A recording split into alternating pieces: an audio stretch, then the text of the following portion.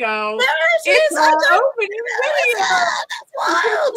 Right away for some reason. That was you. Grand Arbiter. It's like there are gremlins, or maybe it's gnomes. I don't know. No, the universe hates you specifically and that's is out true. to get you. That's true. Your beauty is so beyond compare that they are striking out against you. That's what they're doing. I'm just cursed. Hello, everyone. Good evening. And yes, good evening, Lady Juneswell.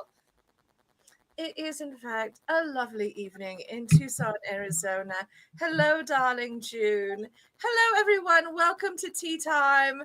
It is I, Madame Askew, with my ineffable, wonderful, marvelous partner, the Grand Arbiter, who cannot be stopped, won't be stopped, will wear a crown.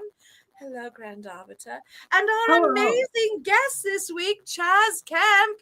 Welcome back, Chaz. We're so happy to have you back amongst us. Thank you. I'm very, very happy to be here. I am honored beyond all measure. Thank you. Yes! Oh my gosh. All measure. Are you telling me the metric system, the English stone measurement, there's no measure? Kelvin? You're beyond Kelvin. We're beyond Kelvin. You are beyond Kelvin. Beyond Kelvin. The level of my honor of being here cannot be measured with existing technology. Oh man, we got to really work on technology. So good. Oh my goodness. Yeah. Oh, Robin, Scone Mistress, why are you tempting us with this gloriousness called dreary and cool? That sounds so nice. So good.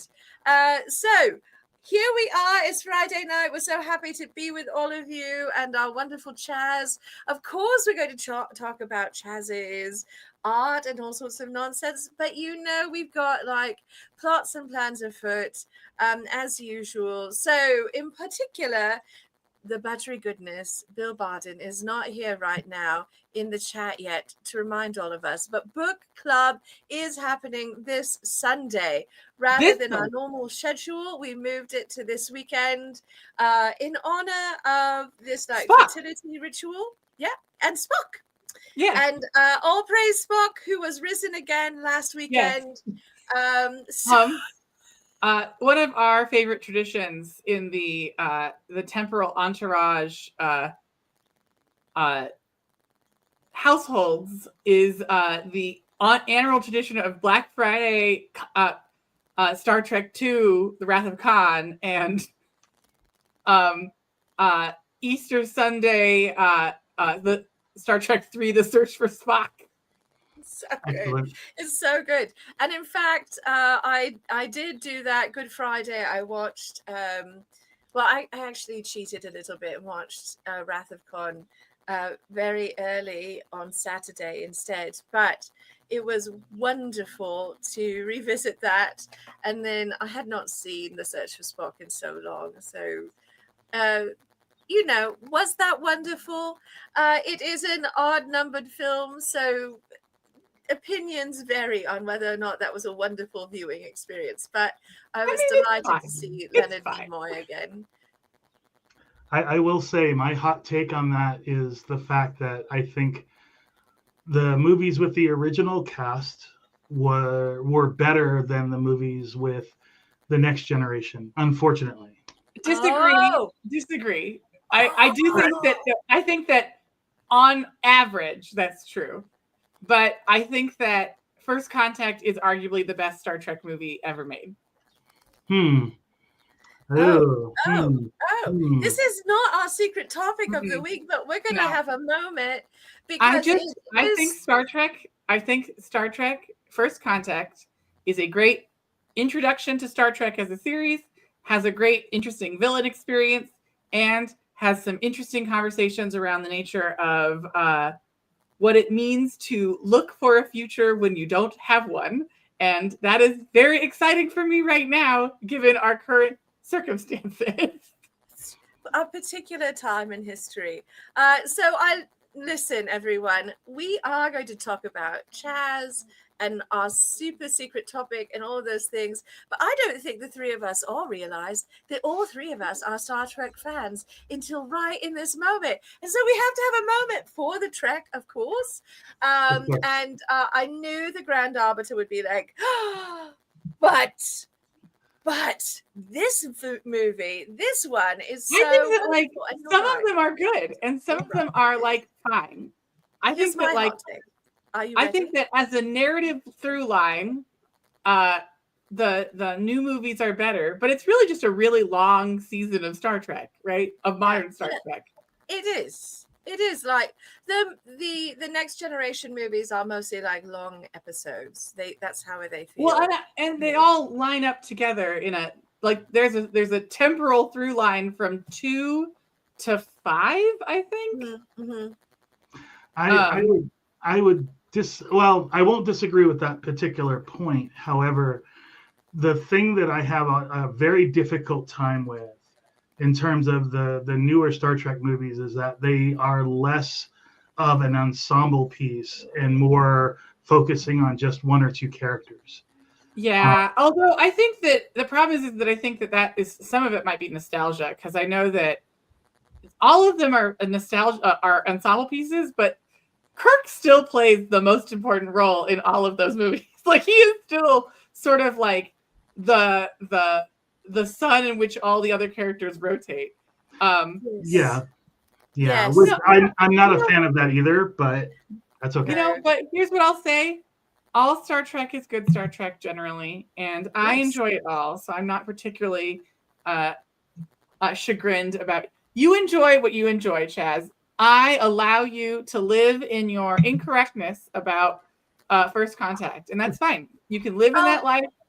You can live in your beautifully well manicured house on the hill, and I, of course, will live in the bustling metropolis that is modern Star Trek. No, you two are both so quaint and so delightful. I'm sorry. I really like the Chris Pine Star Trek movies, and I know that is heresy. I think that's fine. I thought they were fine. I thought they were brilliant. Not to disagree. I mean, you are free to live in that. I don't disagree. I mean, on the corner with the chandeliers that are way too bright to see the truth of the fact that the Chris Pine Star Treks were wonderful. And I would not say that. I would not say that those are. I think I have more criticisms for folks who are too nostalgia brained, for like who are sort of obsessed with. I'm dealing with Doctor Who people right now, so my patience for nostalgia glasses is like way thin as it is right now. Go ahead, Grand Arbiter. As we have entered a new era of great Doctor Who experiences so far, these last seasons and a half have been very, very good, and I'm very disappointed with the sort of nostalgia brain around it. And so I'm very like, nostalgia is the enemy. Is my current vibe. Nostalgia is the enemy to advancement, and it is a current. I would argue it is part of our cultural trappings that we're currently trapped in, and that we need to be above and beyond nostalgia while giving it appropriate time. I know that you could live in a cozy little nostalgia castle, Madam Askew. That's correct. No, that's correct. I'm just like, I am a very nostalgic person. I am nostalgic for some of these wonderful old things. Chaz, we're a very similar generation. There's some beautiful media that came out when we were younger. Even, look, I say that and I know I'm 49,000 years old. It's very complicated as a time travel. It's like every piece of media came out in your childhood. Yeah, I know. I was so fortunate. But I love some of that media from the 1980s and 90s so dearly. But I think the thing that is always important, and Chaz, you're an artist, so I know you have a discerning eye, but I like sometimes I have two of them. Two? You have two discerning eyes. Oh my goodness. Well, ever since the surgery anyway. Out of control. But I do think that having some discernment of when you are being nostalgic, but the thing is probably is not, a perfect X, Y, or Z, that there are things about it that could be dated, or that, you love them, but also acknowledge that the advancement of acting and directing and CGI and all of that has changed the game, or our expectations of script writing has changed. But that said, the Grand Arbiter is right. People can get really out of control with their nostalgia and just feel that everything is perfect, right? Well, I have a bit of a hot take on that, actually. Yes. Which some of your viewers will agree with, some perhaps not. But I think nostalgia is very, very cool and important to get people to see a new iteration of something that they love. To at least get them to the theater or to the television screens to say, I'm going to give this a chance because I loved this so much in the past. And I think that's great. However, to watch something new and expect it to be exactly the way it was in the past, I think that's a mistake. Because you have to allow for a different interpretation. Now, whether you like that interpretation or not is a whole nother story. Right.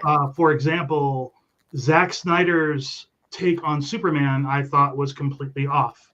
Superman was, in Zack Snyder's world, very pessimistic, very much well, I don't have to save people if I don't want to kind of thing. And I thought that was a very wrong take, and that attitude took me out of the movie. Yeah. However, so in that regard, you look back at the way Superman was portrayed earlier. I found that was a lot better because Superman is supposed to care about everyone. He's supposed to.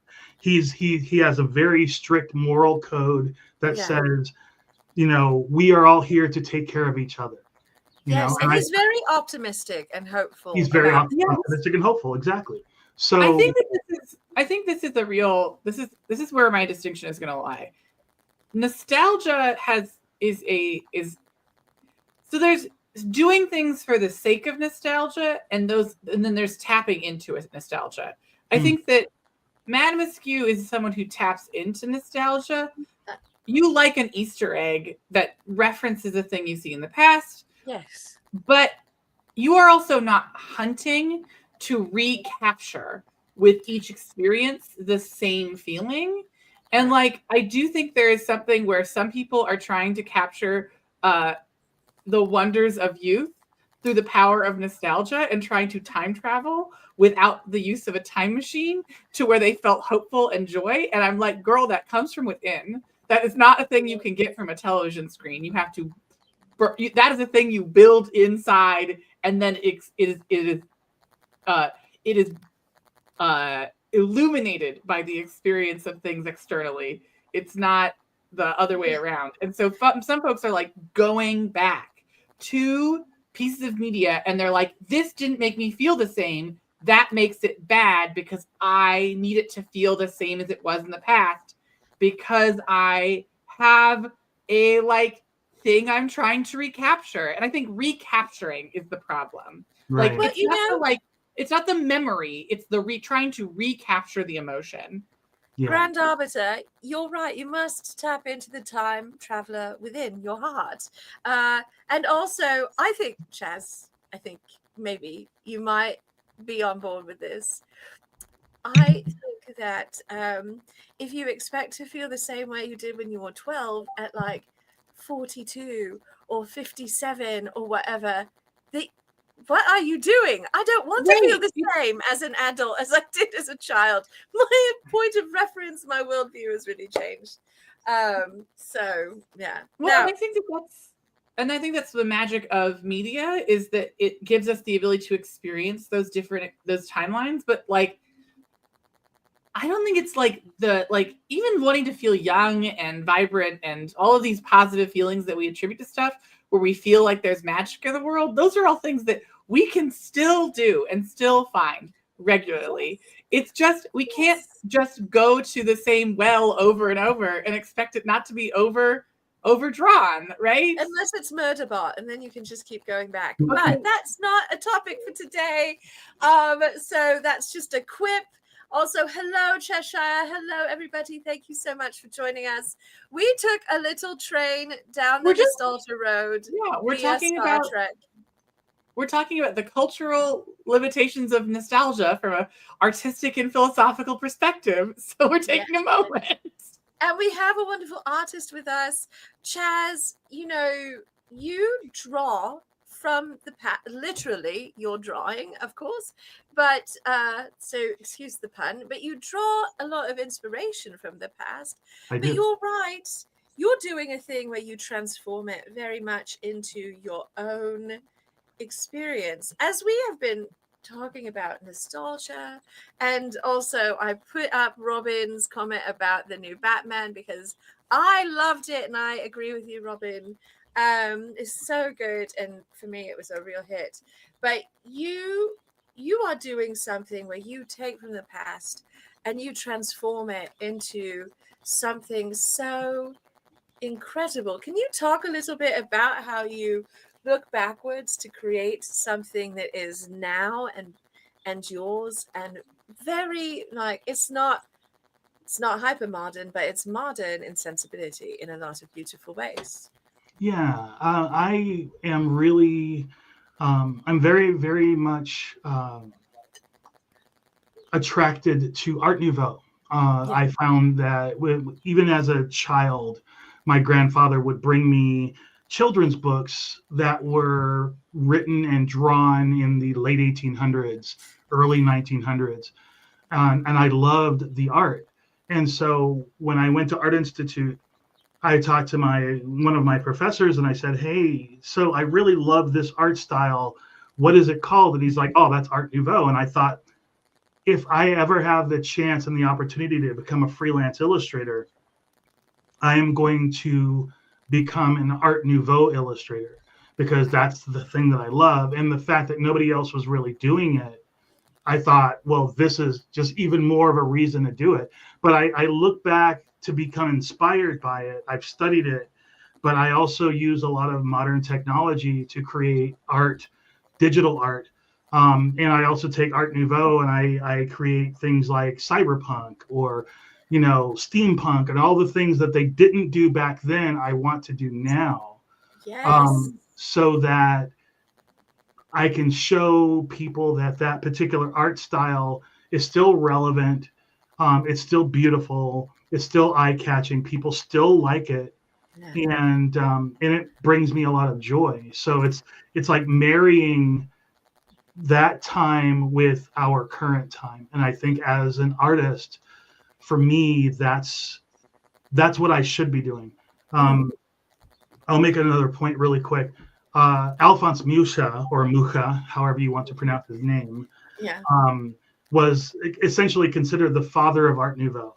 However, Eve Riot, one of our regular compatriots, is a big fan, obsessed, massive. Yeah, it's he's brilliant, but he himself hated the term Art Nouveau. He hated the fact that people were trying to pattern their art styles after him.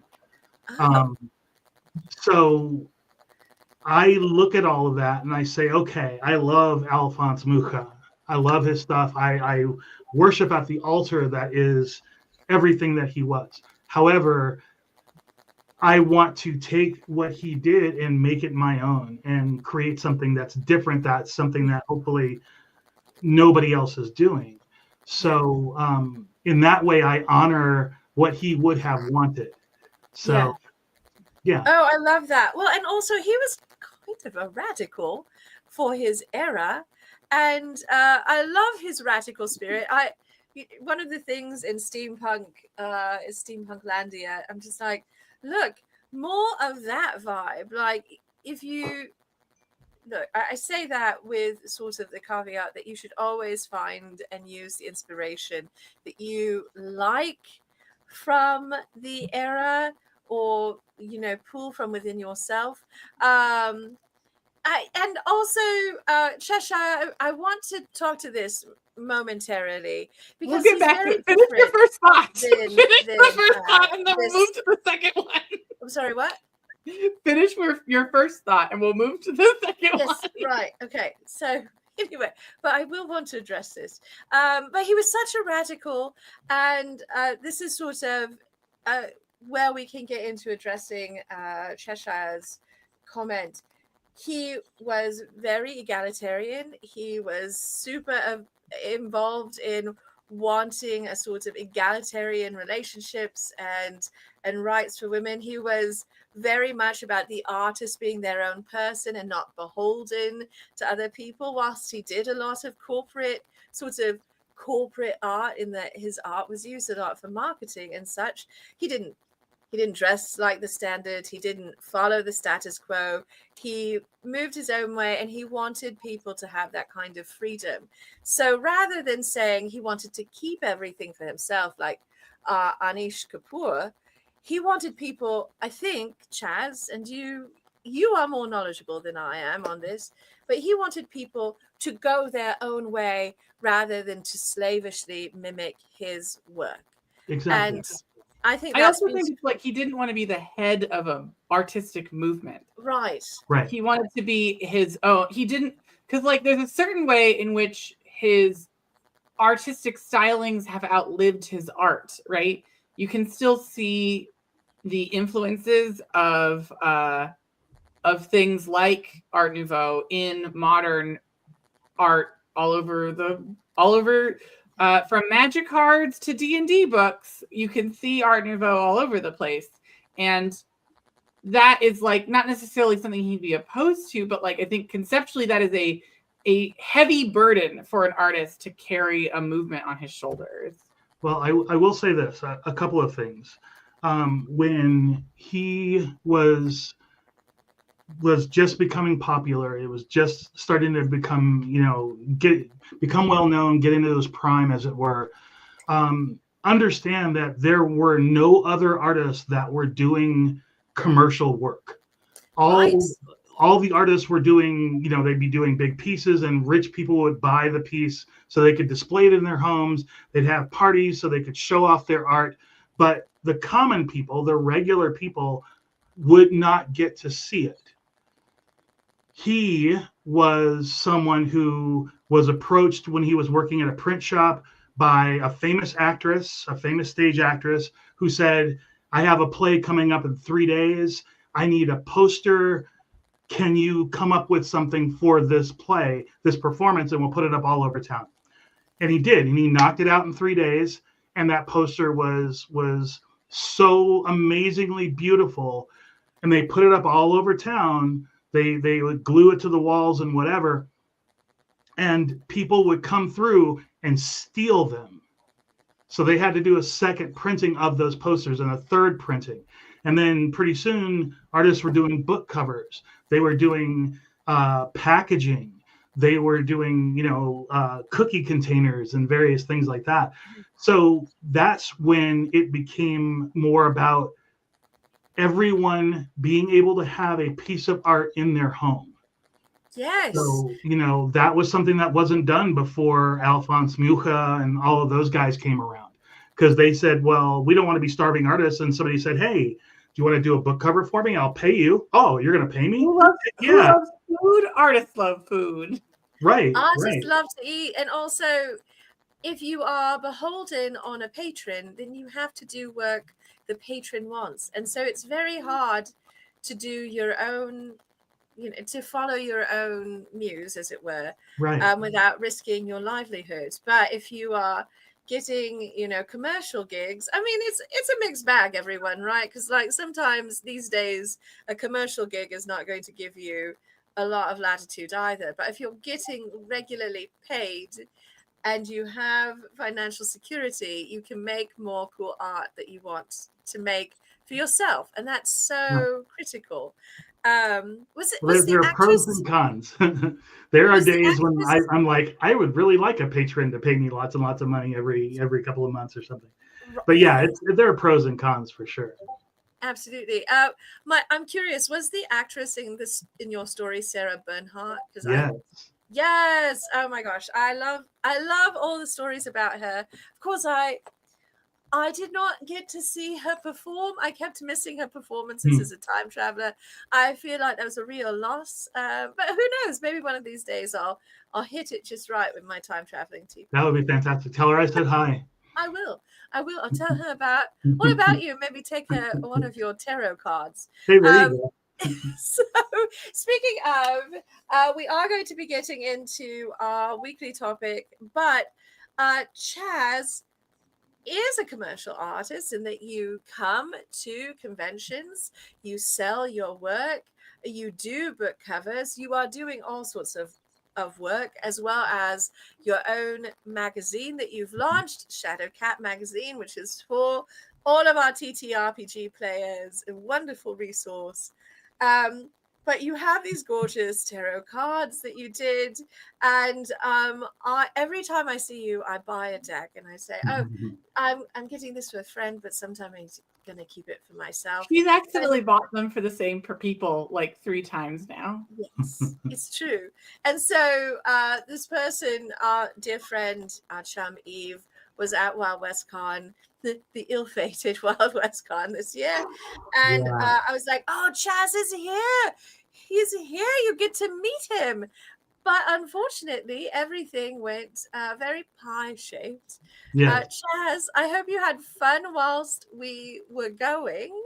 And yeah, it was we were having a really good time, and then everything just kind of right. So yes. yeah. But yeah, we were having a great time. We were meeting new people. It was really cool. I mean, I love conventions. So yeah, it was just a really good time. And unfortunately, it was cut short, which is never ever a good thing. But hopefully, we'll be able to be at TusCon this year. Yes, I was just going to ask, will we see you at TusCon, which is November, everyone, and you can still get your tickets. The Grand Arbiter and I will be there. Gail Carragher will be there. We're going to have a absolutely smashing time. Chaz, if people who did not get to meet you at Wild West Con wanted to buy a tarot deck from you or other art, may they contact you through your website? Do you have an Etsy? How can people buy your art when they don't see you at conventions? Well, you can buy the Ashelon Oracle deck through Etsy. And you just type in Ashelon Oracle deck or Ashelon Oracle, ASHELON Oracle deck, DECK. And, you will be able to see the cards, see lots of photographs of the cards. And they are printed on really, really nice, heavy duty cardstock that's been laminated a little. And so the cards themselves are the highest quality that we could get them, and they should last for decades of just constant use. You could do your own readings, you could do readings for other people, or you could just stare at the art. Yes. Oh, because it's beautiful. It's gorgeous art. I have not ever used them for a reading. I really get them so that I can have like just a whole compendium of pieces of art by you, which I know they would be good for readings, but I'm really just like, but the art. Well, and the deep love of nostalgia objects. Yes, well, that's true. There we go. To bring it full circle to our earlier conversation. Well played, Grand Arbiter. But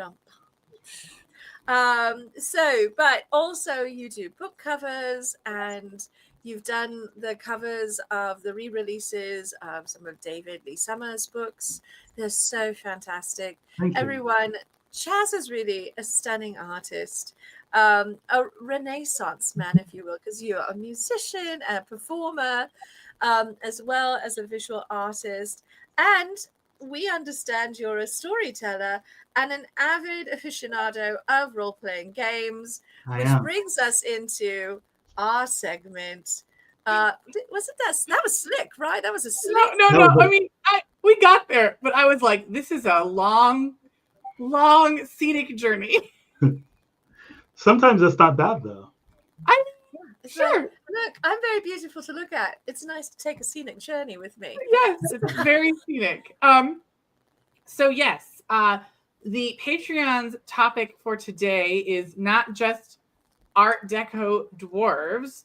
We are going to be talking about different TTRPG fantasy heritages and ancestries, and what we think their artistic stylings would be. Like what's the architectural and artistic influences that we think represent these heritages and ancestries. And I think we could not start better than, because we have some pretty strong ones, but I think that we have some strong ideas of which already might be. Like elves are very clearly in the Art Nouveau space, and we spent a lot of time talking about Art Nouveau today. But I was thinking that we could start with something that's more aligned with our most recent costume. So, Madame Askew, what do you think is an artistic styling that influences the Dragonborn? Oh, the Dragonborn. Oh my goodness. That's a great question. All right. Well, I feel like when I was envisioning our dragon costumes, I pulled a lot on medievalism for some of the vibes. And I feel like dragons are like, if it's not 1,000 years old, are we even interested in it? I don't know. So really, I'm feeling like a bit of medieval, like European medieval era. Not quite Byzantine, we're a little bit more advanced. But I'm thinking French, royal court, a little Charlemagne, a lot of like tapestry action, being unable to draw cats, and confused by anatomy, but having great game when it comes to dagged sleeves. So that's what I think of for the Dragonborn. Excellent. I mean, that's a very good take. I think that there's a lot more iron than your standard medieval fare, I suspect. Well, like, I think things have to be more fireproof. So, like, tapestries are probably metal instead of, like, made of cloth. Yeah. Well, right? You have to do stuff that's out of, like, there's certain materials that don't make sense, right? You're not going to be making stuff out of stuff that can burn. No. Someone could have you a bad don't have thatched roofs in a dragon's, lair. I love this St. Vitus Cathedral. Yeah. Yes. Perfect. So what do you think, Chaz? You are our resident visual artist. What do you think would be right for Dragonborn artistically? Or do you like this, medieval-ish vibe? I do like the medieval vibe because it had a lot of symbolism. So the fact that not everything was completely anatomically correct and things like that were okay, because of the symbolism, you could have layers within your art. So you could have these big, huge tapestries, whether they're made of metal, whether they're carved into stone and just painted, whatever suits you. But because there's so many different layers and symbolism, I think that would really appeal to Dragonborn, because it's both visually stunning as well as being intellectually stunning. Yes. Oh my gosh, they were probably really into mosaics too. So maybe a little bit of Byzantine action there. Sure. Also, thank you, Grand Arbiter. You are like on it. You're like, come on. I'm monitoring. Okay, so Madam, is there an ancestry that you want to talk about? Oh well, let's talk about tieflings, because it is in my title, and I love the tieflings partly because I just love their horns. Ooh, we've got Tabaxi in the comments too. So That's another great one as well. I love the Tabaxi. Although I've never played a Tabaxi. I have played a tiefling. You've played a cat person in the what's it called? The Pathfinder version of Tabaxi. Did I? Your rogue was a cat person. I did not recall that. Oh, well, thank you. I'm so glad you recall for me, because my darling friends, I did not remember playing that character at all. I mean, I remember playing the rogue, but I did not remember playing the details of the character. So I would say for the Tabaxi, I would go with more fiber art than anything. Oh yeah, it's like braided plant and hair based art, right? Right, like yarn and things like that. Absolutely, it's art that they can wear, and then when they get tired of it, they can just rip it apart. no, they're macrame. They're Oh, there macrame you all go. day. They're like macrame experts. It's very like late 60s, early 70s, earthy fiber arts, that sort of fiber arts renaissance that was happening, and all of the people like eating brownies and making macrame. Eating And I brownies. suspect that it's a lot of like, and then it's taking that fiber art experience and expressing it in other mediums. So like lots of braided metal in the like infrastructure, and braided like you're probably doing things that are like more stick based, maybe more like wood carving is probably huge, right? To maintain the illusion of fiber arts. Yeah, I would almost not. I would almost say maybe not the metal part, maybe a lot of wood, because like if they are to use metal, what I meant is if they are using metal for some reason, it's being used in this way that like still connects to the natural. Is my sense. Yeah. Well, and I feel like they're probably going to wrap a lot of things in woven leather and that sort of thing. They're like swords, but our sheaths are basically, knotted, woven leather sheaves and nonsense. Also, Cheshire is our font. Just throwing a bunch of stuff in there. Thank you, Cheshire. You are doing Lady Gaga's work on the internet. We appreciate it. You wanted to talk about tieflings, though, because I think that they're actually culturally incredibly complicated. Yes. Because tieflings don't have a shared. They have a complex ancestry because as an ancestry, they don't naturally occur exactly. Like you don't. You can have parents who aren't tieflings. Is what I meant. You could be a tiefling, but your parents might not be tieflings, and it's sort of like it's very much like you have to like build society through those connections, and you may find yourself in a different society later on.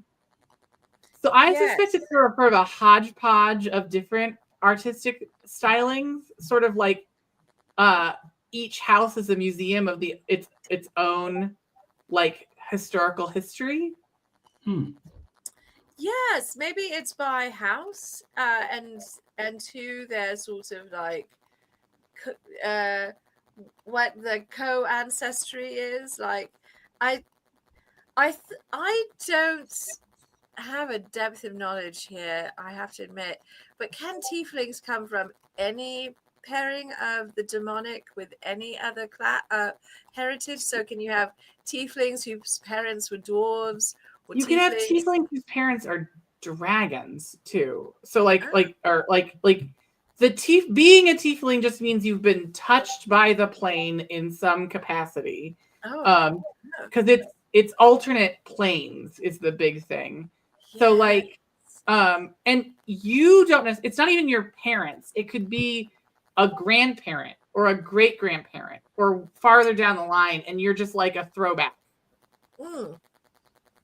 Okay. So fascinating. I like this idea of like the tieflings being sort of like pulling from their family ancestry that is mortal, but also maybe make it demonic. A lot of so maybe they're like, it's from our ancestry, but heavy metal. All right, there's a lot of random flames on stuff. We don't know why. We're just like, yes, it's a scene of Joan of Arc on a tapestry, and then we throw flames at it. It's tieflings. Yeah. It's a great piece. It's a great artistic, painting of Joan of Arc, but it's her burning at the stake because fire. Yeah, that's fine. Also, I love this. Tieflings with acid breath ancestry rocking out in lime green. Yeah, why not? Like, tieflings they're the weird club kids on the scene. They're just like vibes. I like it. So we've got we talked about the tabaxi, we talked about the tieflings. Chaz, what is a background you would like to talk to, either from our list as provided by the delightful Cheshire, or your own, out of your own noggin? Let's talk about who are the angelic. The angelic. Aasimar. The Aasimar. Yeah, that's a great comparison to the tiefling. So we talked about the demonic. And it's always funny to me to have like angelic and demonic creatures as they are, part of the... And it's infernal and celestial. They are not demonic. They are from Infernus. Okay, thank you, Grand Arbiter. Thank you. It's important to make this distinction because while the hells are there's no alignment to heritage anymore. So there's no good/bad at the heritage level. We love to see that it's certainly Dungeons and Dragons has moved away from that, and I think Pathfinder as well, and that's been a good change because, for instance, framing all drow as always being evil, I felt was very unjust to the drow and rude. Even I love the drow. Yeah. Anyway, but let's talk about the Aasimar, the celestial Aasimar. They have a similar challenge to the tieflings. I think they do, and I think they have like this other component where it's like, I suspect it's one of those things where as tieflings you're reviled, but as an Aasimar, it's like, how can I get something out of them? Is the like opposite vibe, right? The like, you have divine influence. I want to be close to you to get that on myself as well. Yeah. But I definitely think it's like, I think it's, if I'm thinking about what I think they would be like, I'm thinking the Victorian era New Radicals. No, I'm thinking of the wrong term. You know what I'm talking about. Is it New Radicals? You're thinking about the 1980s New Radicals. Yes. Or New Romantics? It's the one that moved back into fiber arts during the Victorian era. Oh, you're thinking about the arts and crafts. Yeah, it has a different term. Yes. Well, it's very closely related to Art Nouveau. It was a little bit before Art Nouveau. Yeah. I think you're thinking more along the lines of around like maybe the Victorian era or around the time in France when you had King Louis and the Palace of Versailles and that kind of thing. I'm thinking that's maybe where you're going with this. I'm not sure. Well, it's or like pre-Raphaelites. The pre-Raphaelites. The pre-Raphaelites. Okay, there we go. The pre-Raphaelites. The pre-Raphaelites to the art and crafts era. That is the artistic. Lots of flowy garments. Lots of community building through handicraft. Lots of like tents with fabric art coverings. Tents. We're big on tents. The Aasimar, like, we don't do houses, we do tents. I love that. Very but beautiful also, tents.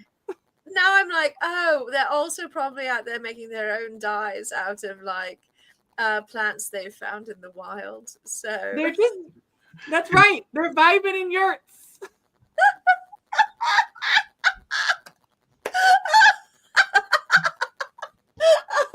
Asimar are I out love here, that. and The they new are French Mongolians. they're Mongolians, yeah. they're the semi-divine, semi-celestial Burning Man attendees. Oh my Yeah. god. Oh no. The Asimar as Burning Man. That's great. That's a whole They're lot. like, you're totally harshing my vibe, man. We have to reconnect with the celestial plane. Wow. Your Asimar just became hippies. That's Right. awesome. They're great. This is wonderful. And they're and just like historical hippies, they quickly become invested in totalitarianism very quickly. Wow. Oh my god. Yeah, taking us on that whole historical journey. Abby Hoffman would be both disappointed and amused. So I mean, if you believe you have a moral authority, you tend to use it. Okay. Oh, danger, Will Robinson. Don't drink the. Oh God, we're both like, these are such funny comments. Grab them. Well, isn't Okay. that kind of their whole thing, though? The Asimar, isn't that their kind of whole thing? Of they understand that they're really pretty, that they're also very, very influential, and there are a lot of them that will tend to want to have people and do the thing where, you know, hey, we have a commune over here. Yeah. You should come join us. Oh, we have a commune over there. Well, some people call it a cult, but we would never say that out loud. This is an interesting thing about the heritages as a concept, because like, well, we've moved away from you have to have certain alignments to be certain ancestries. There's like an interesting question of like, okay, you have this ancestry, but okay, from a philosophical perspective, a universe with moral alignments that are in the that are manifested through physical premise is very interesting, because there's many ways in which the celestials become draconian in their own nature, right? Yes. Well, and also look, I mean, we don't want to get too into this particular philosophical discussion, because you don't have to stay here long. I was just going to be here for a minute. Let me finish, because there's a reason why role-playing games have been moving away from this idea that you must be a specific alignment based on your ancestry, because it mirrors some very real-world problems around eugenics and racism, and it's bad. And so, yeah, I think it's like an interesting philosophical conversation in the RPG space, like, how do you handle alignments? Is it even like a good tool, really? Can lose nuance, but also this is clearly a danger zone, and we want to move away from that as modern role players. But there is this, what we're doing tonight is really fun, where we're like, yeah, we're not saying this is good, bad, or neutral. We're just saying this is the vibe of their culture, and it's a more anthropological perspective, which I love so much. I think that also the alignments are useful for character conversations about what your character cares about, less useful about organizations and groups. Yes, and an entire ethnographic group to be like lumped in with a single alignment is like, have you met real cultures, bro? Have you met anybody? And I'll just leave it there. Have you met anybody? Because every person comes from a culture, right? So to de-escalate this, I think we all know that halflings are cottagecore. Oh, what? Yes, of course. I mean, I think that's right. But I see them as cottagecore. Chaz, what do you think? I would see them that way as well. Most of them, however, I absolutely would not see Frodo that way, for example. Bilbo, yes. Frodo, no. Really? Yeah, because Frodo is more like what I would call a braveling than a halfling. Halflings, for the most part, I would think, are perfectly fine staying at home and doing house type things and community and farming and that kind of thing, and they don't go on adventures or anything like that. Yeah, no, I meant more like their architectural choices. I don't think Frodo is not that interested in architecture. Frodo is sort of curious about the world outside, and then becomes less curious. Frodo is that halfling who's off on their walkabout and never going back. And like Merry and Pippin are also like, we drank the Entwater, we'll never be the same. Right. Yeah, I think for the most part, cottagecore would definitely describe the art style. I mean, the Shire at least falls under that like umbrella, right? The Shire experience. Oh, absolutely. I feel like these are some outlier hobbits. These are some outlier halflings. They broke the mold when they had these halflings. But I haven't heard the term braveling before, and I don't know if it's just because I haven't been playing in the right games, but I love that. Yeah. It was a term that I came up with when we were several years ago. Myself and a few friends, we kind of created our own role-playing game system when there was really only like 3 or 4 to play, and we wanted something that was a little different. And so I had to kind of create a lot of my own races. And so I decided that halflings were the halflings that stayed at home. Like you go to a halfling village or a town or whatever, and then you get basically the Shire. But bravelings were the ones who actually went out to adventure. They actually became rogues and fighters and paladins sometimes, etc. So they were the ones that actually wanted to see the world. So I'd be curious if you were to think about a braveling, what would a braveling's art style be? Because it wouldn't necessarily be cottagecore, but I think it's like camping, to be honest. Like my suspicion is that like it's so individualistic. So like they're coming from a culture of community-driven community networking, which comes with these like sort of like homey components that we recognize as cottagecore, but they are rejecting it, not necessarily out of anger or spite, but like they are like, this is not the life I want to live. I want to live a different life.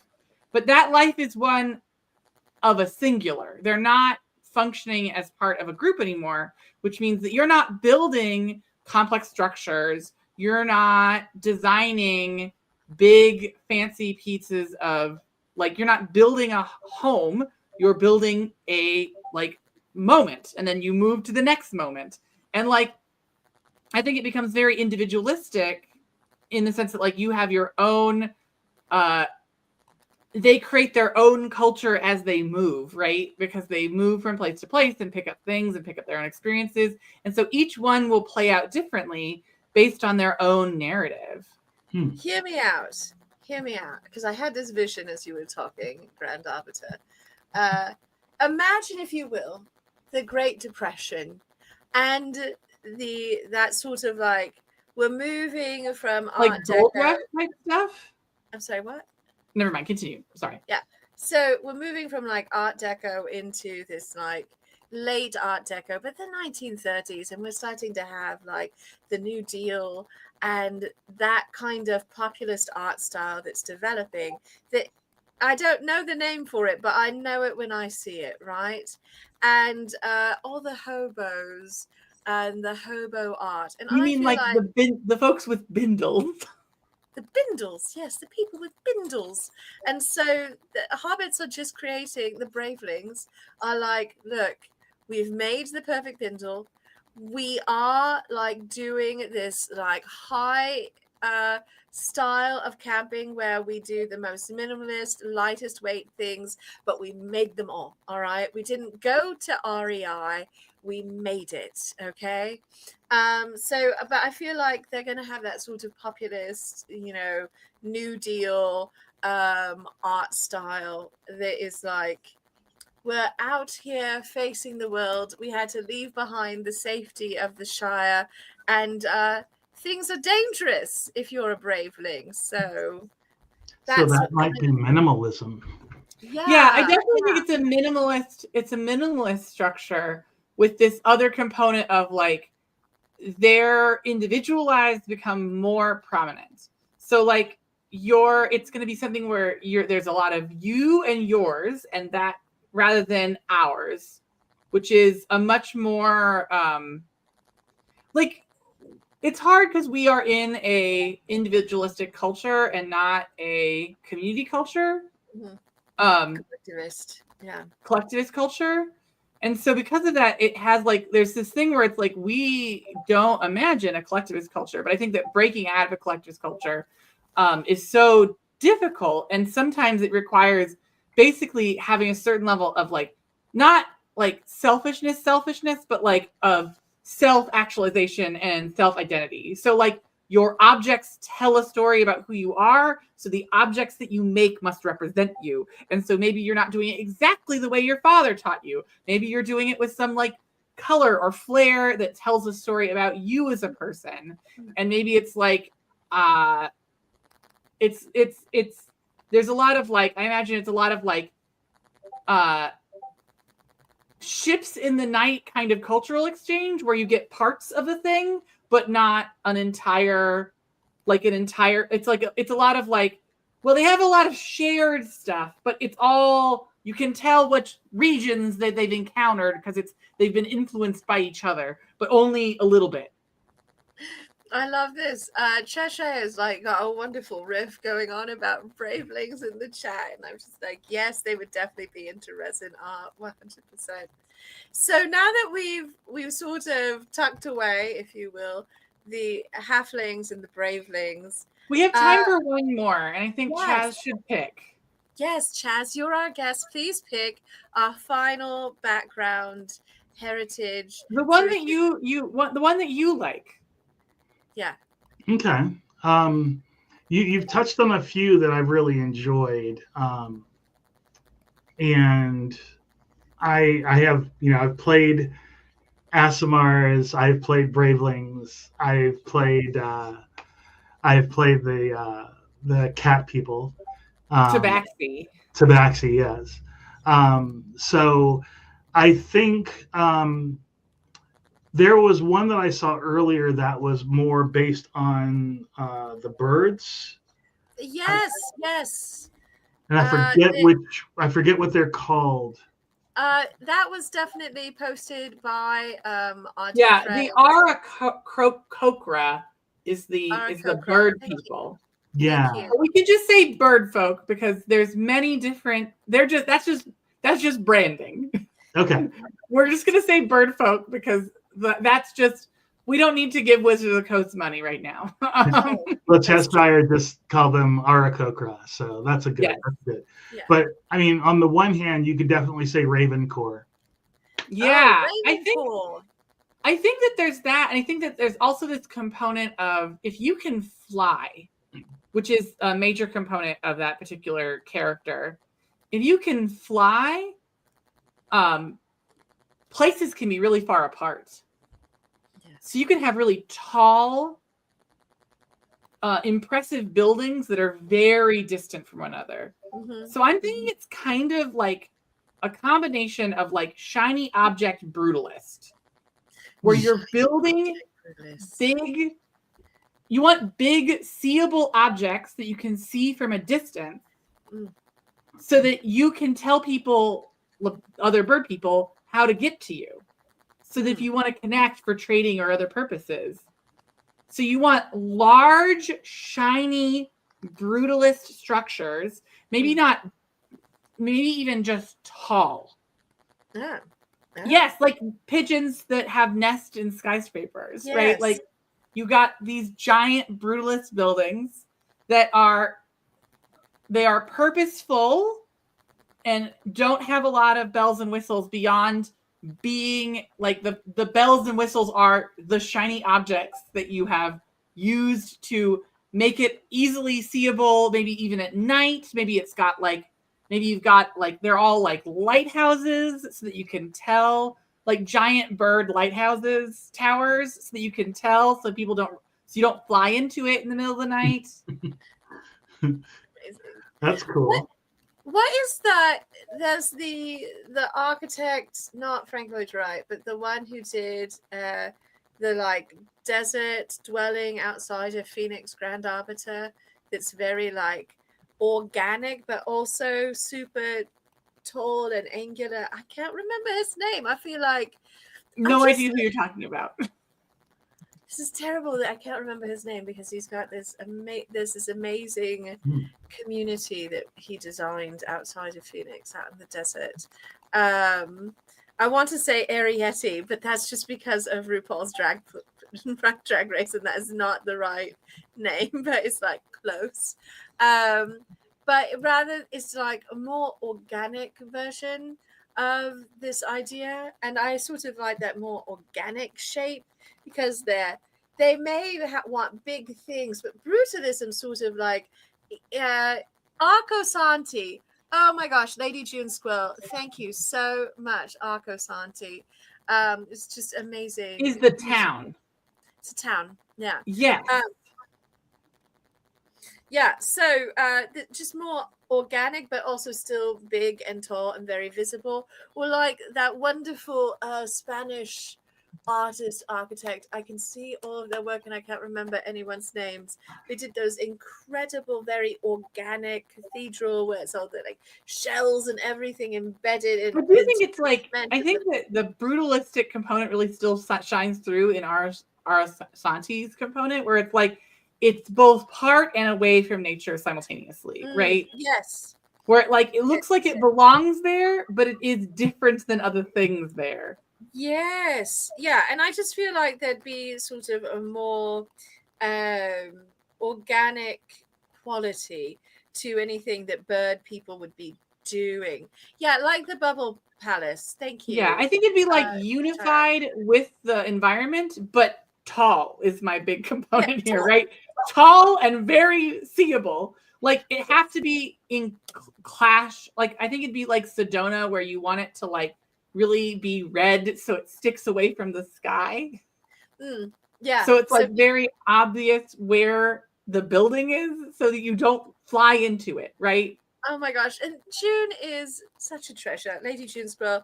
So for Arco Santi, we have Paolo Soleri, who's an Italian-American. And then the cathedral and the Spanish architect, I think, is Gaudi.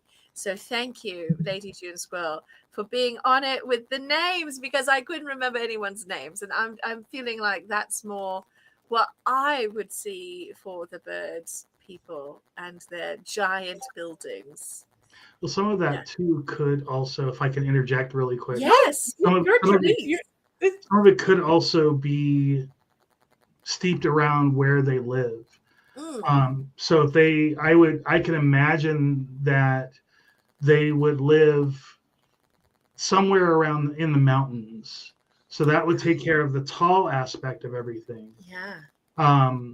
You know, you either have mountains or you have kind of holes and things like that around inside certain peaks where they could fly in and fly out, that sort of thing. But inside would be where the entire community lives. So there would be lots of openings into one huge living space.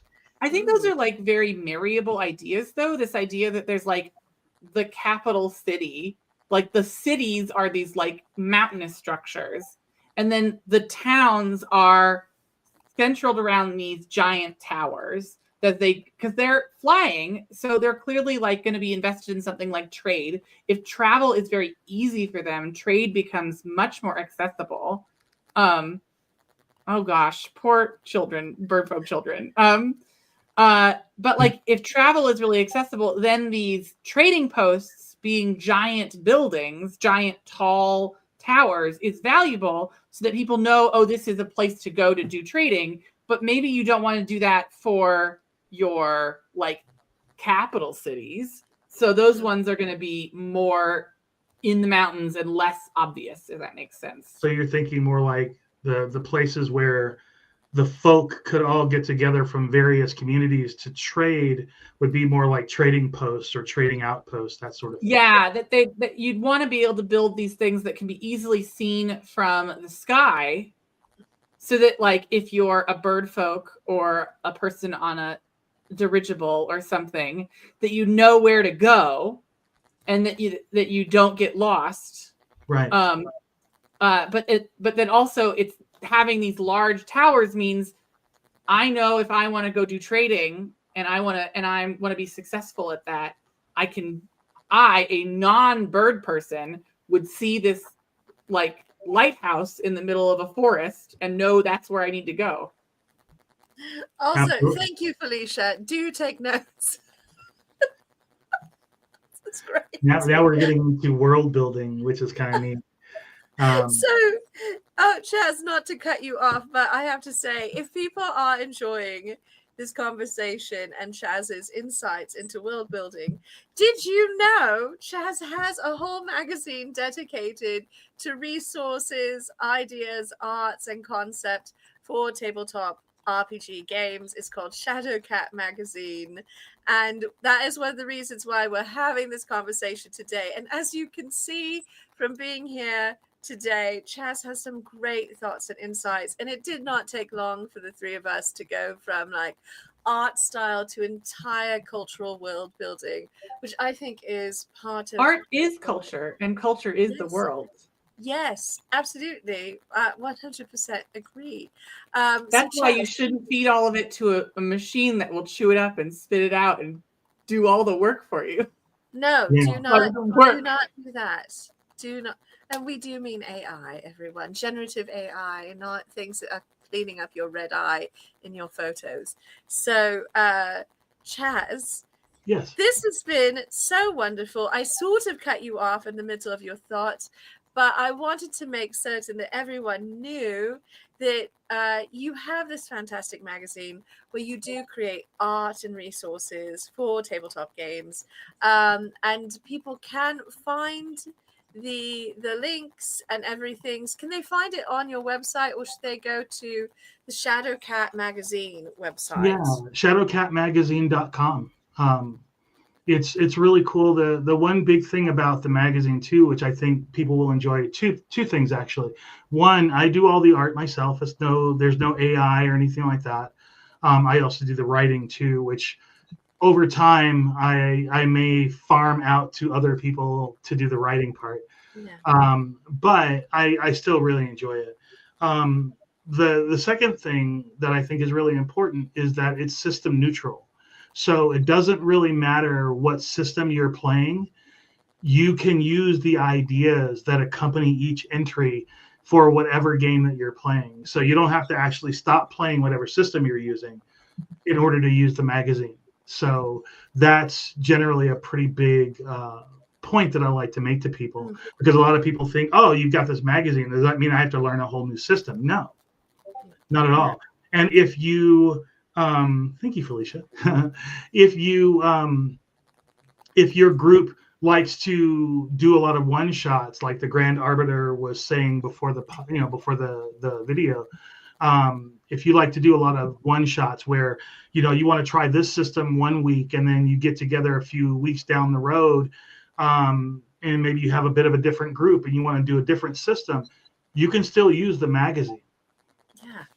So yeah, that's wonderful. And I second Felicia. You are a man of many talents. You are incredibly gifted, but I love how you are bringing all of that to play to create this really cool resource for people who are like, I want to do this. I'd even like to do some homebrew, but I don't know where to get started with art or ideas to like create little creatures and NPCs and different things for my game.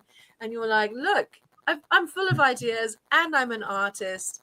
I have made this magazine where you can like get some of these wonderful resources, and maybe people just pick what they want out of your magazine and use it whole cloth. Maybe you use it as a jumping off point to start creating your own thing. Clearly, everyone, the Grand Arbiter, Chaz, and I could be like, bird people, Gaudi, brutalism, culture, right? So it's perfectly easy, I think, to jump off of a starting point of a piece of art into developing a whole concept and culture for your game, and even an entire campaign for your game. Like, the ways in which we could use the bird people now and their trading system to be like the starting point for an entire campaign in an RPG. Like, we were starting to develop this idea very deeply, and it was beautiful. Well, and you could say something like, oh, well, the Bravelings are clearly, maybe the Bravelings and the bird folk have like a relationship where the bird folk help guide new Bravelings out of the Shire and ensure that they have like a good start. Woo, Exactly. yes. Exactly. Oh my Yeah, gosh. there's no end. I mean, if you come up with your own races or you use the ones from whatever system you're playing, what I'm hoping for is that the magazine can also act as just inspiration.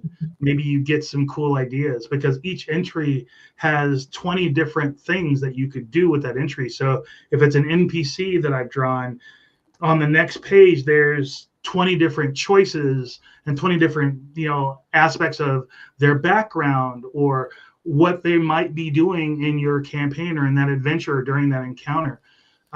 So it's all to just give you ideas and say, ooh, that could be cool, but in my world I want to tweak it this way. It's like, yes, please make it your own thing. Yes. Well, and we hope that we gave you some ideas today for your own game experiences.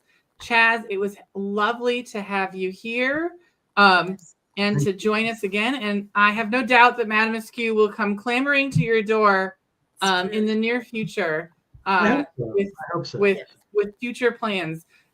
She is a secret TTRPG lover. So if you're needing a random player, you should give her a phone call. It's true. I do love it. Yeah. So everyone, Grand Arbiter, Chaz, thank you so much for an absolutely smashing evening. If you had fun hearing us chat with Chaz tonight, Chaz and I did a fantastic interview in March that was a lot more extensive. You can find it on our YouTube channel where it's archived from last month. And Chaz, we had a smashing time chatting about art and role-playing games. It was wonderful to touch on all of that again this week. We definitely want to have you back in the future. But as we are saying goodnight, where can people see you again soon? Well, I am based in Colorado, but I think the next convention that I'll be doing, I will be the artist guest of honor at LibertyCon this year, which is in Chattanooga, Tennessee. And that I believe is in June or June, maybe. Okay. June 20th through 22nd. Very exciting. Oh my gosh. This is going to be so fun. I've never been, but I've heard wonderful things about Chattanooga. And be careful, everyone, if you're looking it up. There are two things that are called LibertyCon, and one of them is not for tabletop gaming, but it does speak to this political moment, and it looks dodgy. But the other one, and I've dropped the link right now in the chat. This is the convention where you can see Chaz and Chattanooga. So exciting, Chaz. Yeah. I hear that the community there is really delightful. I'm really, really looking forward to being there. I was blown away that they even knew who I was. So it was really neat to get that invitation. And so I did the image for their program guide, because every artist guest of honor that they have throughout the years basically does their own version of the Statue of Liberty. And so I got to do my version. And of course, she's very, very Art Nouveau. She is. She's amazing. Yeah, she's really cool. So I'm really looking forward to being there and just meeting a bunch of just new friends, new fans, new just people.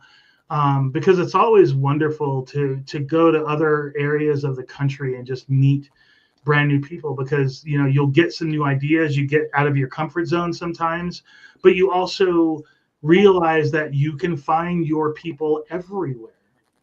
Yeah. So yes, you can. It's really it's great to just absorb the community. So I love it. Oh I my gosh. absolutely love it. Chaz, you are going to have a wonderful time. I see that LibertyCon is sold out. Congratulations to them and you. But there is a waiting list for anyone who's like in the area and is now salivating at the opportunity.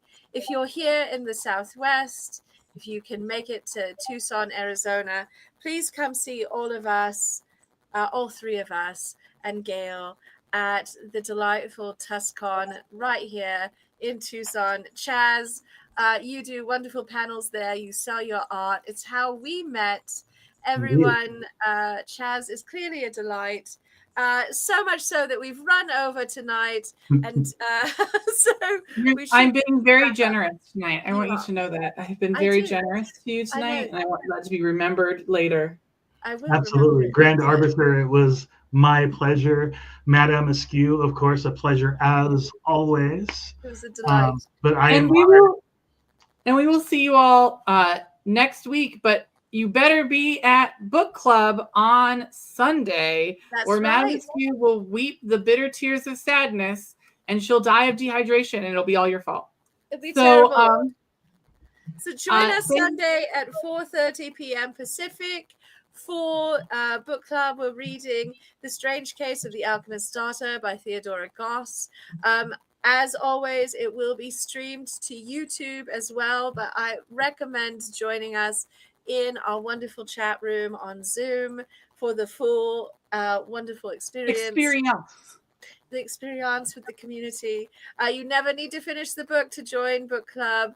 You don't even need to read the book. Just come have fun with us. There may be spoilers though, so prepare yourselves. In the meantime, everyone, please join us in cheering on Chaz and wishing Chaz all the best in his ongoing projects. And remember to treasure yourselves as we treasure you, especially in these difficult times, this particular moment in history that we find ourselves. The greatest act of rebellion you can do is continue to be visible, present, and find joy. So please remember to wash your hands, get those boosters and vaccines, because we love science.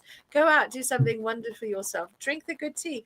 Wear a bloody tiara or a crown to go shopping. Why not? The eggs cost a fortune. So dress like you have one and have a gay old time, everyone. Grand Arbiter, would you like to lead us out? It's not goodbye. It's see you later. Cheers, Next time, everyone. folks.